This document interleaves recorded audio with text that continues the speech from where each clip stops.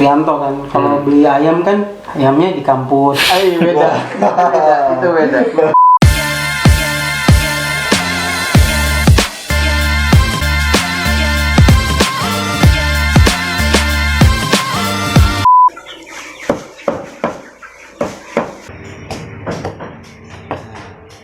Tiga jari samping tarik.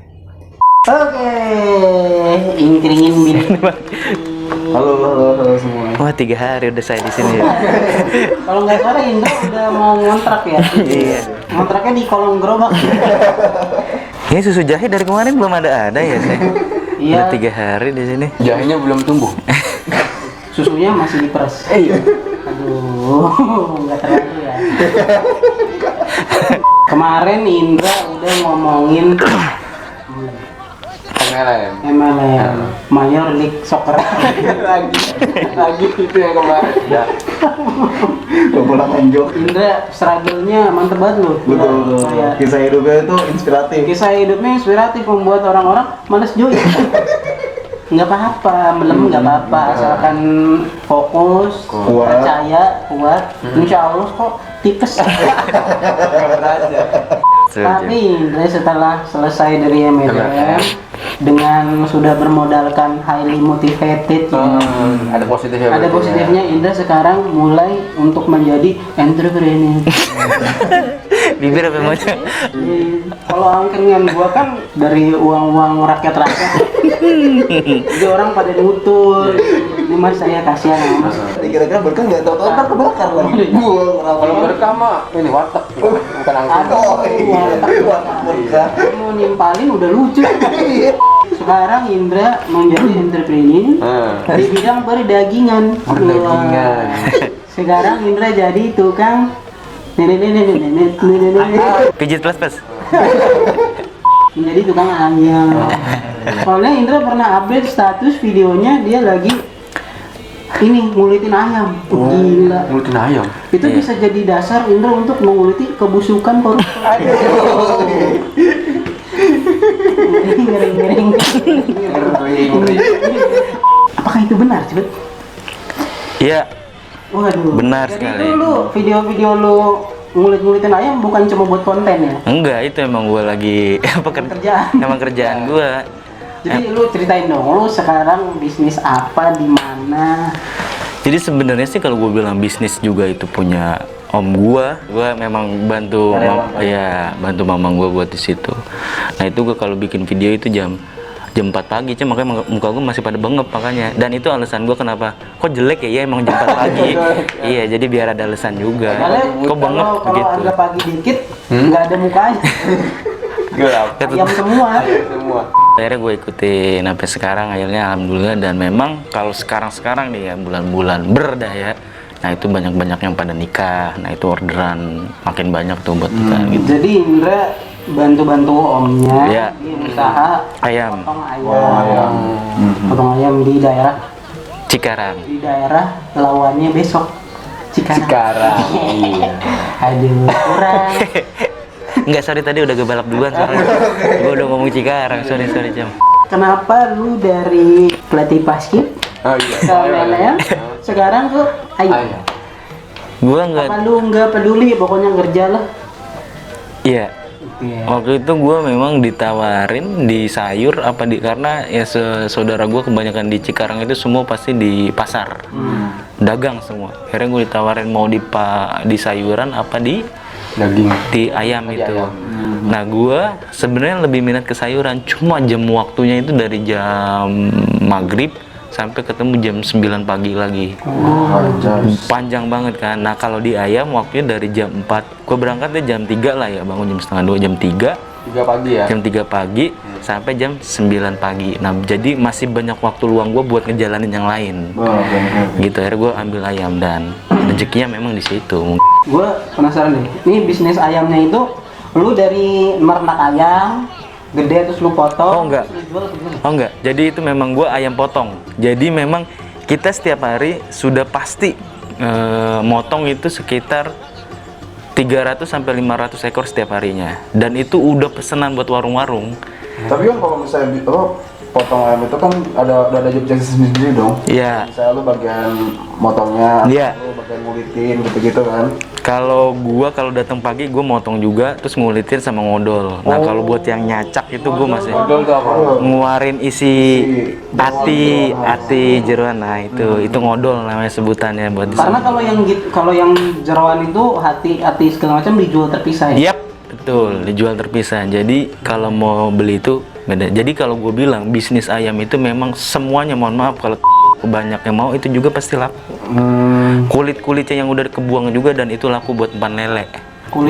Kulitnya yang udah kita buka kan kita memang buat kebanyakan Padang sama yang penyet dari 500 lah. 300-nya itu buat rumah makan Padang. Ke 20 warung makan Padang itu. Jadi udah datangnya itu karena udah sesuai. Mamang gue contoh datang jam 5, kita motong dari jam setengah 3. Bagaimana caranya sebelum dia datang udah ada 300 ekor ayam itu yang udah kita potong. Jadi memang kita dituntut kerja cepat dan tepat. Wajib itu. Berarti skill lo gokil juga ya. Aduh, gimana ya? mulai sombong. Masih hidup kan ayam? Iya, yang datang? ayam fresh. Ayam datang kita potong di situ, udah kita cacak Berarti baru lu kita kayak serat. That's point. John Wick. Kan abis dipotong nih, set, abis itu diapain? Ditaruh tong gede, jadi dikumpulin ayam-ayamnya. Pertama datang pun gua, ini halal apa kagak ini cara pemotongannya kan? Soalnya kan langsung ditaruh di bak-bak gede. Ternyata memang begitu semua sistemnya. Karena Halal kan tapi halal ya? ya, karena memang udah dikasih doa-doanya kan. Kita sebelum motong juga harus dikasih tahu doanya.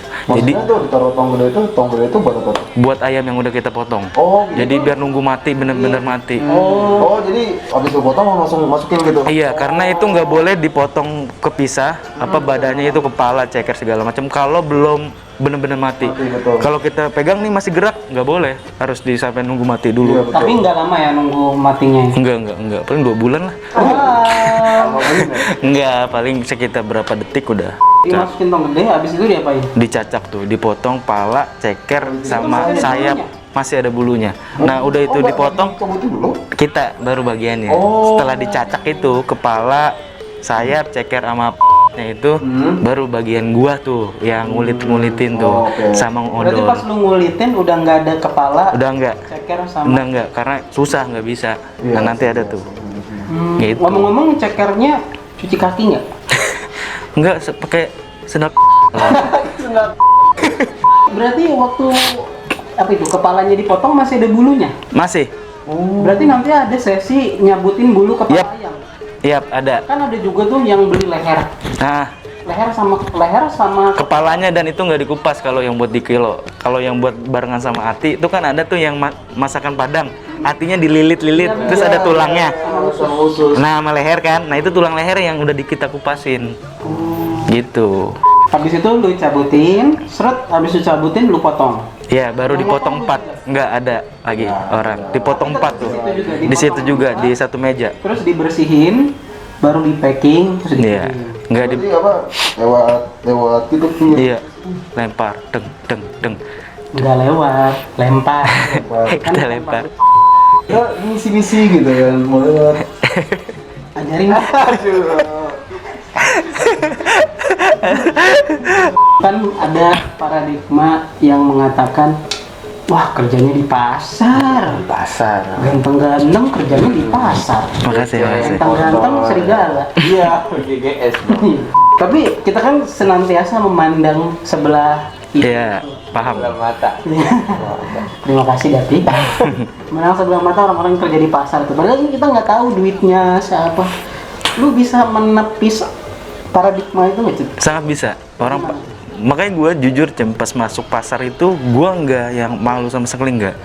Sedangkan kan lingkungan kita kan tahu ya, temen-temen yang sering kerja barista, terus jadi bartender, chef. Nah, dan gue tiba-tiba masuk di pasar kerja ayam dan gue nggak malu sama sekali karena gue anggap beda dari temen-temen dan gue anggap keren.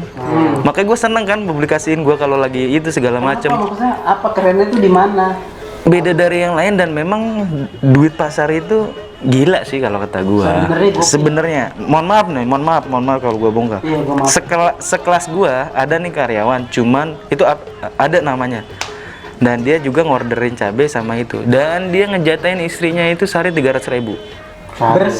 Bersih sehari 300.000. Berarti 3 bulan 9 JT. Sebulannya 9 juta Itu untuk cuma istrinya. jatah istri. Jatah istrinya. Kan operasional dia, terus mungkin tabungan anak. Dan itu kerjaannya sama kayak gua, cuman dia ngorderin cabai juga. Nah, makanya gua lihat kalau di ayam, contoh nih ya, kita hitung mamang aja deh, mamang gua nih ya. 500 ayam contoh kita ambil. Satu ekor ayam itu bisa keuntungan 5.000. 5.000 kali 500 berarti kan 1.500.000 dalam waktu sehari. Tidak dong. Berapa dong? 500, 2,5. 2.500.000, sorry ya. Mau terlalu semangat, Be. Maaf, Kan Pak. banyak yang join MLM. Iya, bohong lu. Padahal udah gua kurangin loh, masih gede aja. Gimana enggak gua iya, padahal gua kurangin sengaja, gaji gua sehari dari mamang gua contoh ya. 130.000. Nah, itu kan ada 5 karyawan. Nah, tinggal kalian aja tuh 130.000 dikali 5 karyawan itu ngebayarin. 130.000 kali 30. Buset, di atas udah UMR dong ya berarti ya. Iya, dan itu Berarti baru dari jelas ini dong daripada lu ngelatih paskib. Sama. dulu gua kerjaan gua keren, cuman nggak menghasilkan. Nah, ini cebrik menghasilkan ya nggak masalah gua bilang. Yang penting menghasilkan. Yang penting Yang penting duitnya yang menghasilkan. mencer ya. Kalau untuk sekarang Jadi, begitu. iya benar, orang-orang yang memandang sebelah mata tukang ayam duitnya lebih banyak daripada lo. Ada teman gua tuh, temen gua kerja di pasar. Wah, keren dia waktu dia berangkat kok pakai jas, Iya. kemeja, Rapi gitu. Iya. Prospek Emang dia. pasar mana? Pasar saham. Ya. Iya. Bahasa Udah. Itu mah iya. belum. Kalau misalkan ada anak muda datang ke lu, Bang, saya mau usaha di pasar, Bang. Respon lu gimana kira-kira? Apa Sendiri. lu suruh cari kerjaan lain dulu deh, kantoran gitu yang lebih oke?